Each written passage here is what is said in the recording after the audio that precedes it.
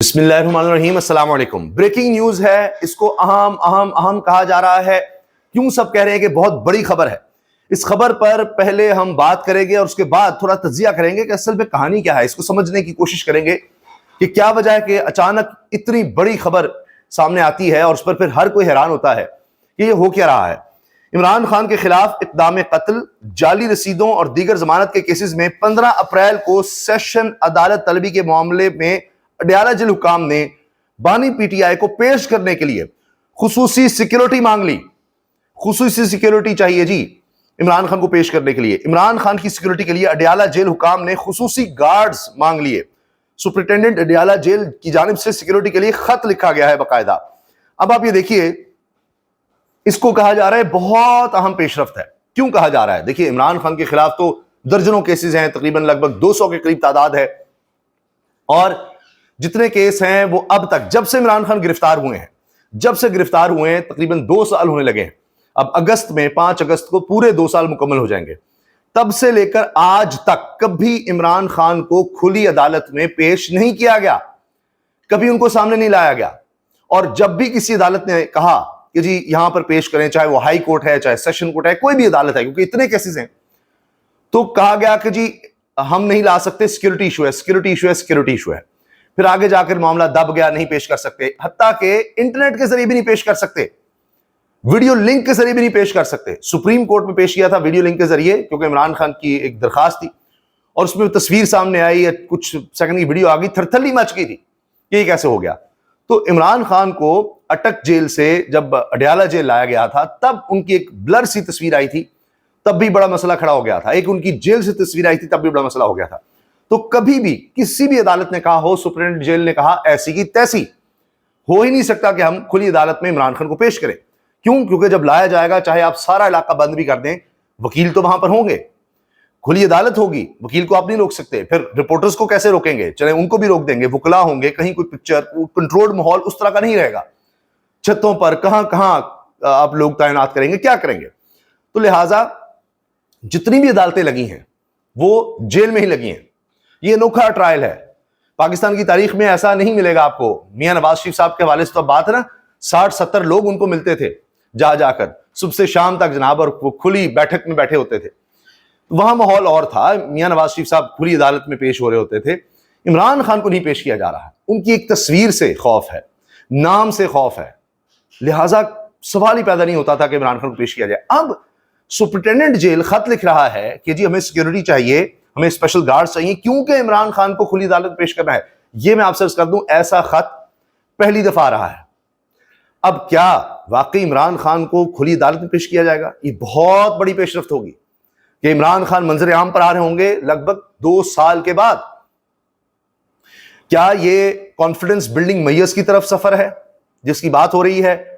ہم نے آپ سے عرض کیا بارہا، اپریل کا مہینہ بہت زیادہ اہم ہے، تو عمران خان کو سامنے لانا، کھلی عدالت میں پیش کرنا، یہ ایک بہت بڑی پیش رفت ہے، اس لیے کہ پھر عام لوگ ان سے مل سکیں گے، عدالت میں وکیل مل سکیں گے جتنی دیر وہ عدالت لگے گی، اور پھر کیا اس کے بعد باقی عدالتوں میں جو کیسز ہیں تو یہ بہانہ ختم ہو جائے گا کہ جی نہ انٹرنیٹ ہے ہمارے پاس۔ اور جب بیان حلفی مانگ لیا جائے سپرنٹینڈنٹ جیل سے، ہائی کورٹ کی طرف سے، جسٹس سردار اسحاق کی طرف سے، تو ساتھ ہی وہ چیف جسٹس، قائم مقام چیف جسٹس ڈوگر صاحب کی عدالت میں چلے جاتے ہیں، اور فوری طور پر ان کو ریلیف بھی مل جاتا ہے، اور کہا جاتا ہے جی سلمان راجہ لکھ کر دے دیں کہ ملاقاتوں کے بعد بات نہیں کی جائے گی، یہ میکنزم فلاں ہے، سلمان راجہ لکھ کر بھی دے دیتے ہیں۔ اب وہ کہہ رہے ہیں کہ سیکیورٹی ایشوز کی وجہ سے کہ وہاں پر نہیں بات ہو سکتی، بس آگے جا کر تھوڑی دور جا کر آپ بات کر لیں کسی جگہ پر۔ تو کیا یہ کانفیڈنس بلڈنگ میئرز ہیں؟ کارکنوں کی رہائی، پھر بشرا بی بی کی رہائی، اہم رہنماؤں کی رہائی، اور آخر میں کہیں جا کر عمران خان کی رہائی، تو یہ کیا ہو رہا ہے؟ تو اس وجہ سے یہ میں نے عرض کیا نا کہ بہت بڑی، بہت اہم خبر ہے۔ دوسری طرف جناب، ایک عرصے کے بعد اعتزاز احسن صاحب کھل کر میدان میں آئے ہیں، اور انہوں نے ٹی وی ٹوڈے چینل کا شکریہ ادا کیا، ان کے اینکرز کا، تجزیہ کار کا، کیونکہ اعتزاز صاحب نے کہا آپ نے چینل پر عمران خان کا نام لے کر میرا دل جیت لیا ہے۔ گزشتہ 1 سال کے دوران میرے سامنے آپ آئے ہیں جنہوں نے سیدھا عمران خان کا نام لیا ہے، ورنہ اکثر و بیشتر بڑے میڈیا کے ادارے بانی پی ٹی آئی کہہ رہے ہیں، نام نہیں لے رہے، بانی پی ٹی آئی کہہ رہے ہیں۔ بھلا کسی کو نام بھی تبدیل کیا جا سکتا ہے، کسی کا نام کہ جی اس کا نام عمران خان نہیں بانی پی ٹی آئی ہے، یا اس کا نام شوکت خانم کا بیٹا کہہ دیں، یا قاسم کے ابا کہیں، یا قیدی نمبر 804 کہیں, کیا کہیں, تو زیادہ تر سب میڈیا نے بانی پیٹی چلایا. یہ عبد المجید ساجد صاحب ہیں, سینئر صحافی ہیں, انہوں نے اعتزاز صاحب سے گفتگو کی اور اس کے جواب نے اعتزاز صاحب نے ان کو بڑا اپریشیٹ کیا. عمران خان کے حوالے سے بھی تو کچھ بتائیں, وہ ان کے کیسز کے حوالے میں آپ کا جو تجربہ ہے وہ کیا کہتا ہے؟ سیاسی طور پہ جو کیسز ہوتے ہیں اس میں بھی کتنی دیر گرفتار رکھا جاتا ہے, اندر رکھا جاتا ہے, وہ ریلیف ملنے کا ٹائم آ نہیں گیا ان کا؟ پہلی بات تو میں آپ کا شکر گزار ہوں, اور آپ نے مجھے بالکل حیرت کر دیا کہ آپ میرے بات واحد میرے تجربے میں پچھلے سال ایک سال سے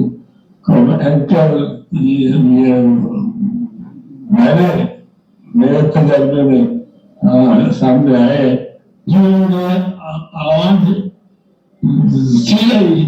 نام لیا عمران خان. ہمارے سارے جو انڈیپینڈنٹ میڈیا بڑے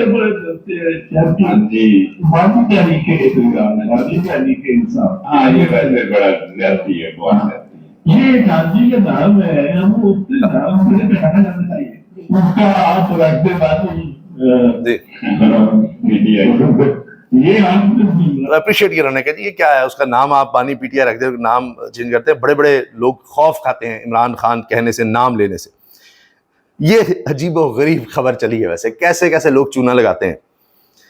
مرزا علی شاہ لکھتے ہیں اوورسیز پاکستانی کنونشن اسلام آباد, وہاں پر اس کنونشن میں ایک صاحب جو ہے مرکز نگاہ ہو گئے, جو کہہ رہے تھے جی 74 سالہ تاریخ میں پہلی بار اوورسیز پاکستانی ڈاکٹر صاحب 1000 ارب لے کر آ گئے ہیں, کیونکہ انہوں نے یہاں پر اعلان کیا کہ جی اوورسیز ہیں, کنونشن ہو رہا ہے اور میں جی 1000 ارب لے کر آ رہا ہوں. ان کی حقیقت کھلی ہے, یہ تو کار واش کرتے ہیں, ان کا کار واش کا کام ہے. اور بھی بہت سی باتیں سامنے آئی ہیں, لیکن پہلے ذرا سنیے ان کا استقبال.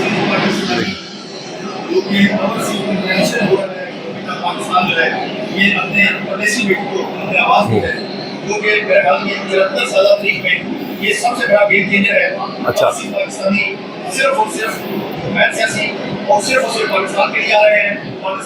یہ دیکھیں یہ حکومت کو کس طرح چونا لگاتے ہیں لوگ کہ 73 سالہ تاریخ میں پہلی دفعہ اوورسیز اس طرح آ رہی ہے, گیم چینجر ہو رہا ہے. 1000 ارب روپے لے کر آ رہے ہیں, یہ 1000 ارب لے کر آ رہے ہیں. یہ سنیے, یہ جناب یہ کون سے اوورسیز ہیں, یہ ذرا سنیے گا ان کی بات. اور تالیاں بج گئی ہیں. 1000 ارب لے کر آ رہے ہیں.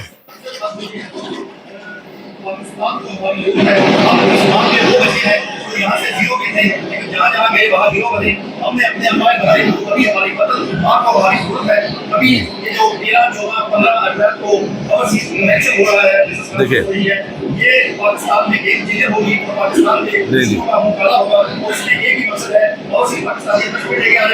جی اوورسیز پاک انویسٹمنٹ لے کر آ رہے ہیں, یہ مقصد ہے اس کنونشن کا, اور دشمنوں کا منہ کالا ہوگا, یہ ہوگا. یہ تو اعلانات تھے, او ہو. لیکن حقیقت کیا ہے, یہ اوورسیز جو ہیں یہ فارم 47 کی حکومت کو ہی چونا لگا رہے ہیں. چونا لگانے میں کو چونا لگ گیا.